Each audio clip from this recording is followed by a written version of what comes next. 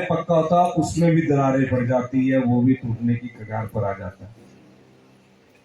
मैं ये नहीं समझ पाया कि यहाँ की सबसे बड़ी पानी की योजना कांग्रेस पार्टी के पूर्व मुख्यमंत्री श्री वीरभद्र सिंह जी की देन है। यहाँ मिनी सचिवालय से लेकर सब चीजों का बजट कांग्रेस पार्टी के द्वारा उपलब्ध करवाया गया है। पर ऐसे क्या कारण है कि यहां से कांग्रेस पार्टी क्यों नहीं जीत पा रही?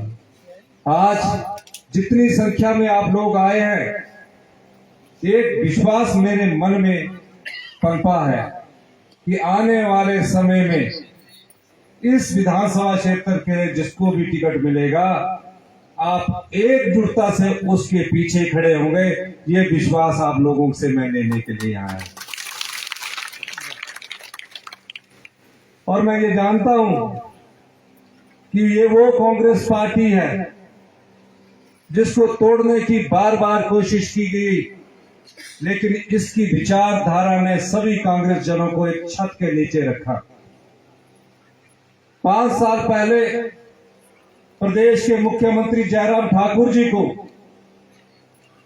इस प्रदेश का मुख्यमंत्री बनने का सौभाग्य प्राप्त हुआ। एक आम परिवार से थे, आम जन परिवार से उठकर आए। हमने भी सोचा कि उनके मन में गरीब के लिए दर्द होगा और दिमाग में प्रदेश के विकास की एक सोच होगी, लेकिन बड़े दुख के साथ कहना पड़ रहा है, पिछले पौने साल में उनकी प्रशासन पर कोई पकड़ नहीं है। उनके अधिकारी, उनके मंत्री, उनके विधायक उनकी नहीं सुनते हैं और वो सुनाना भी नहीं चाहते। उन्हें मुख्यमंत्री की कुर्सी मिली, आराम फरमा रहे हैं।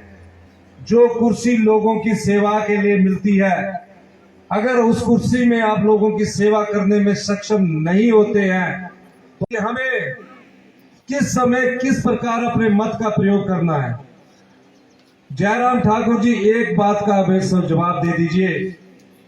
आप बताइए, पुलिस की भर्ती हुई, 76,000 के करीब युवा, हिमाचल के युवा दौड़ में भाग लेने के लिए बैठे और तकरीबन 1,76,000 के करीब युवा दौड़ में भाग लेने के लिए बैठे।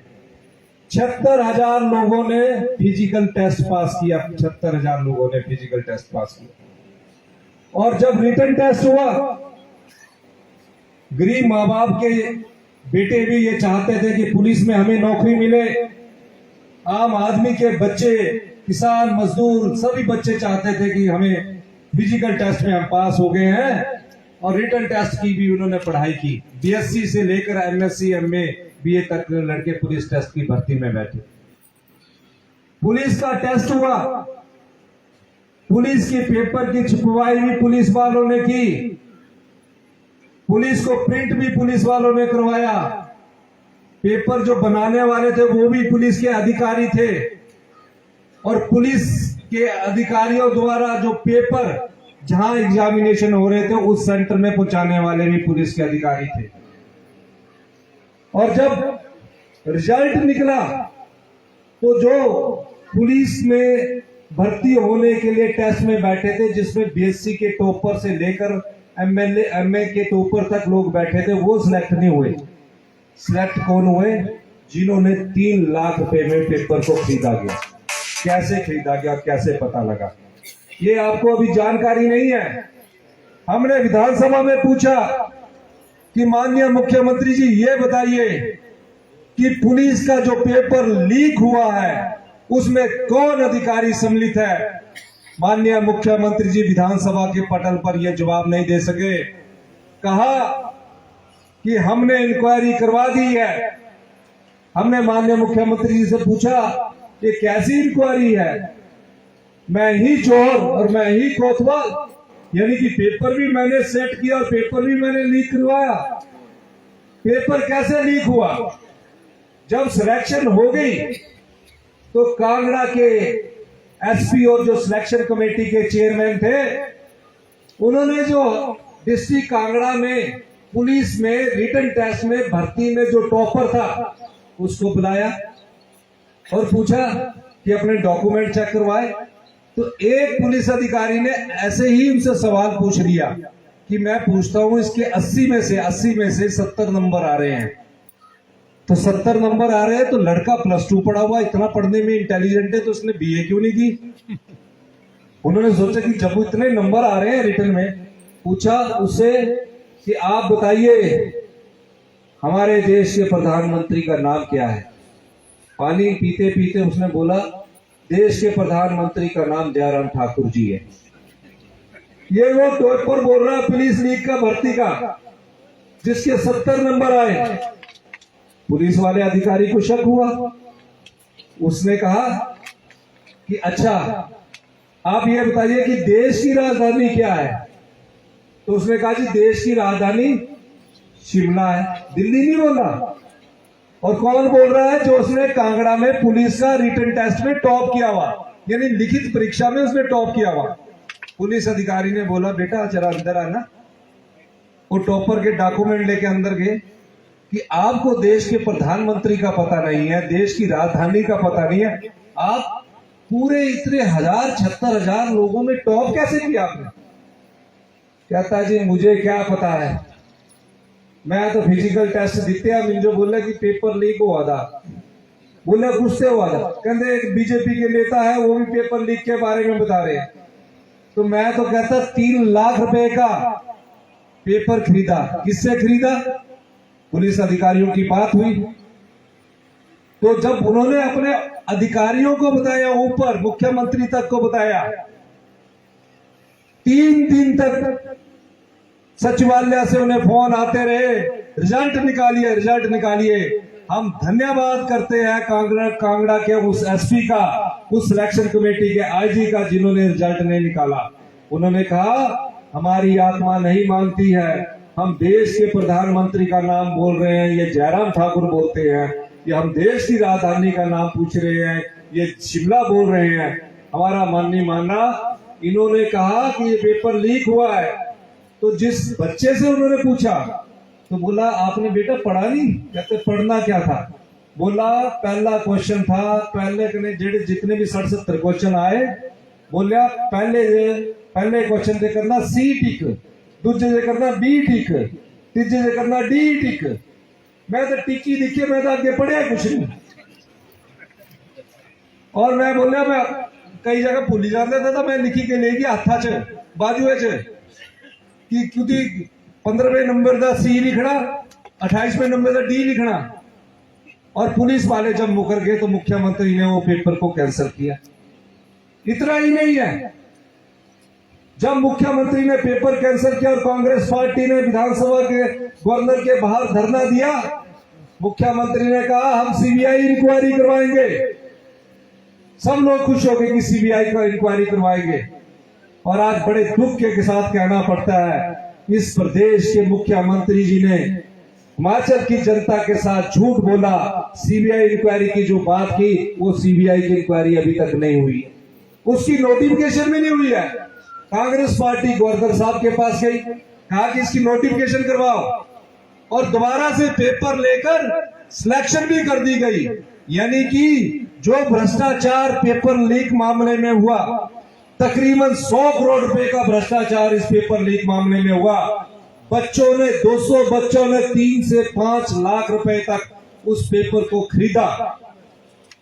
3 से 5 कौन अधिकारी थे जिन्होंने पेपर लीक किया?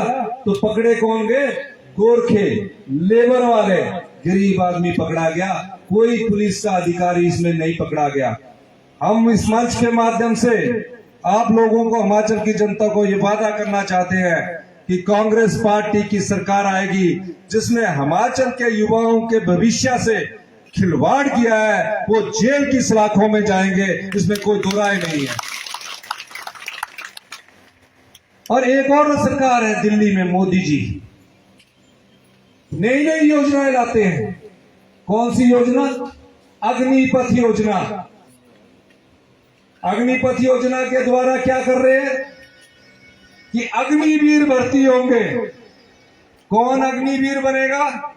कहते हैं कि अग्निवीर जो भर्ती होगा उसको 4 साल का 75% लोगों को रोजगार देंगे। 75% लोगों को 4 साल बाद बोलेंगे तू घरे चले जा।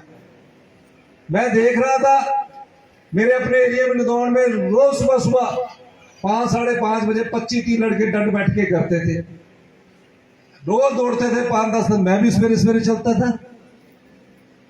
जब अग्निपथ योजना शुरू हुई तो उन लड़कों की संख्या 25-50 से कम होकर 10-15 रहेगी। मैंने सवेरे पूछा उनसे कि बेटा दौड़ने वालों की संख्या क्यों कम होगी? कहते इसलिए कम होगी 4 साल बाद समझो रिटायरमेंट की उम्र हो जानी साड़ी। कहते कांग्रेस, उन्हीं बच्चों ने कहा कि कांग्रेस पार्टी ने कभी ऐसा नहीं किया। कांग्रेस पार्टी ने जब कोई सेना में भर्ती होता था, जो देश की रक्षा के लिए अपनी छाती देता था, उसके लिए एक प्रावधान किया कि 18 साल तक उसको सेना में नौकरी मिलेगी। 18 साल तक। वो क्यों मिलती थी? क्योंकि वो अपनी देश की रक्षा के लिए अपने सीने को तान कर खड़ा होता था कि पहले इस देश की धरती पर कदम रखने वाला कोई भी दुश्मन होगा वो मेरे सीने से को छलनी कर कर आगे बढ़ेगा। इस प्रकार की योजना कांग्रेस पार्टी की थी कि वो 18 साल तक ही रोजगार देता था। 18 साल के बाद जब रिटायरमेंट होती थी उसको एक्स सर्विसमैन का दर्जा देता था, एक्स सर्विसमैन का। और एक्स सर्विसमैन का दर्जा देने के बाद उसको पेंशन लगती थी और फिर सरकार में उसके लिए रिजर्वेशन की नौकरी भी मिलती थी। ये नई योजना लाए डबल इंजन की सरकार, अग्निपथ योजना। ये लड़का बता रहा है मुझे कि कांग्रेस पार्टी ने कैसे हमारी सुरक्षा की थी, क्योंकि हम देश के लिए जान देते थे। क्योंकि किसी माँ बाप का बेटा जब सेना में भर्ती होता है तो वो ये नहीं देखता कि मेरे सीने पर गोली किस दिशा से चलेगी। वो देखता ये है कि मुझे अपने देश की रक्षा के लिए अपने प्राणों का बलिदान भी देना पड़े, उसके लिए मैं तत्पर हूं। ये उस योजना के द्वारा देश के युवाओं से खिलवाड़ कर रहे हैं। वो लड़का बोले जी जब हम अग्निवीर भर्ती होंगे तो हम गोली क्यों सहन करें? गोली चलेगी तो हम पत्थर के पीछे छुप जाएंगे, पेड़ के पीछे छुप जाएंगे, क्योंकि 4 साल बाद तो हमारी रिटायरमेंट होनी है। और तो और कहते +2 के बाद भर्ती हो जाएंगे, पढ़ना लिखना अगर कुछ और होगा तो वो भी बंद हो जाएगा। सारे से बड़ी गल पता बोलता ये कि ब्याह करना भी मुश्किल हो जाना। 24 साल च मैं रिटायर हो गया जाना, आई जाना ना कुड़ी देनी कुड़ी बोलो मुंडू तो रिटायर है, पेंशन भी नहीं मिलती। ये सच्चाई है। तो इस प्रकार की योजना क्यों ला रहे हैं? ये इस प्रकार की योजना इसलिए ला रहे हैं कि ये रोजगार देने में नाकाम है, महंगाई रोकने में नाकाम है, महिलाओं का सम्मान करने में नाकाम है। सिर्फ ध्यान बांटने की एक राजनीति चली है। टीवी के माध्यम से ध्यान बांटो, मंदिर का मुद्दा चला दो, कोई ऐसा इशू ला दो ताकि लोगों का ध्यान बटे रहे। पहली बार हिंदुस्तान में आजादी के पहली बार महंगाई आसमान छू रही है। आम आदमी का महंगाई से जीना मुश्किल हो चुका है। आपकी जेब से पैसा खींचा जा रहा है, आपको पता नहीं लग रहा। 8 साल पहले जब मोदी जी ने देश का प्रधानमंत्री बनना था, डॉक्टर मनमोहन सिंह जी देश के प्रधानमंत्री थे, श्रीमती सोनिया गांधी जी यूपीए की चेयरपर्सन थी। गैस के सिलेंडर की कीमत 370 रुपए हुआ करती थी। 370 कितनी? 370। 30 रुपए बढ़े, 400 रुपए गैस की सिलेंडर हुई। 400 रुपए गैस के सिलेंडर में मोदी जी ने, लोकसभा का इलेक्शन होना था, 25 मई 2000 को मोदी जी प्रधानमंत्री बने, बार बार चीख कर कहते थे ये 30 रुपए गैस का सिलेंडर बढ़ गया, गैस का सिलेंडर का रेट 400 रुपया हो गया। मोदी जी बड़ी बड़ी रैलियां करते थे। और ये भी सुना मैंने उनके भाषण में, जिनके घरों में गैस है सुबह उठकर गैस को प्रणाम करके जाइए, नमस्ते करते जाइए, ये बोलते थे मोदी जी। अब देखिए आज 8 साल उनको सत्ता में हो गए। अपने दोस्तों को फायदा दिलाने के लिए जो गैस बनाते हैं, सिलेंडरों में भरते हैं, गैस देते हैं, 2 देश के बड़े उद्योगपति हैं, दोनों गुजरात से आते हैं, मुकेश अंबानी जी और गौतम अडानी। कहा हमारे पास इतना भंडार है, आप हिंदुस्तान की जनता को गैस की आदत लगाइए। एक योजना शुरू की गई, उज्ज्वला योजना। बोले ठीक है, उज्ज्वला योजना शुरू होगी। बोले चूल्हा मुफ्त च मिलना, कहने सारे लोग दौड़ गए। कहते महिला के नाम से चूल्हा मुफ्त में मिलेगा, सारे राशन कार्ड लेके दौड़िए। बोले एक सिलेंडर मुफ्त च मिलेगा, जेड़े थोड़े बहुत लकड़ू चुकने जानते थे सैमी घरे आई गए, चूल्हा घट हो गया बनना। फिर बोले दूजा सिलेंडर भी मुफ्त मिलना, सै लकड़ू चुकने वाले 4 आदमी थे, एक रह गया। जल्दी तीजा सिलेंडर मुफ्त मिलने की गल आई, सै लकड़ू चुकना ही बंद हो गए ना, दिया जो है ना, चूल्हा मुफ्त में 3 सिलेंडर मुफ्त में। लेकिन